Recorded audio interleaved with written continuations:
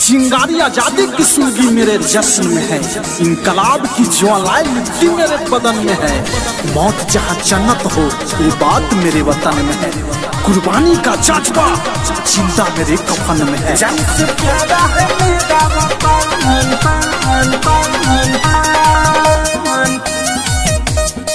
जान से प्यारा है मेरा वतन।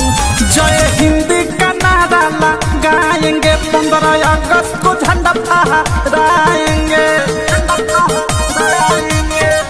जय हिंद का नारा लगाएंगे, 15 अगस्त को झंडा फहराएंगे।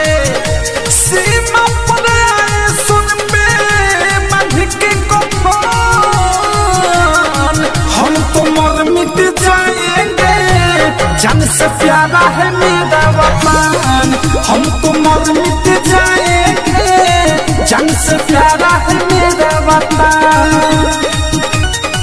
जान से प्यारा है मेरा वतन। दुश्मन की गोलियों का हम सामना करेंगे, आजाद है और आजाद ही रहेंगे। अनेकता में एकता ही देश की शान है, इसलिए मेरा भारत देश महान है। देश है तो हम है, सोच है हिंदुस्तानी का, करते नहीं है का कभी शैतानी का। देश है तो हम है, सोच है हिंदुस्तानी का, करते नहीं है का कभी शैतानी का। तीन रंग तिरंगा में मुस्ता है मान, हम तो मर मिट जाएंगे।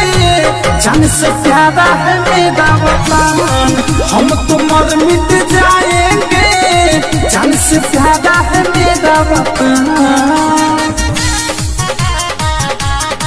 जान से प्यारा है मेरा वतन।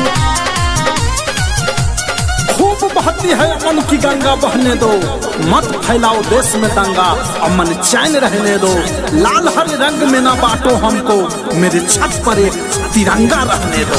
हम तो अमर नहीं, ये झंडा अमर है। राइटर राकेश कहे अब नहीं डर है।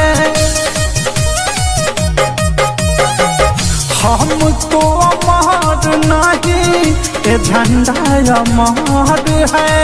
नित्य प्रियांशु कहे अब नहीं डर है। प्रेमी अनुराग कहे छोड़ छोड़, हम तो मर मिट जाएंगे। जान से प्यारा है मेरा वतन, हम तो मर मिट जाएंगे।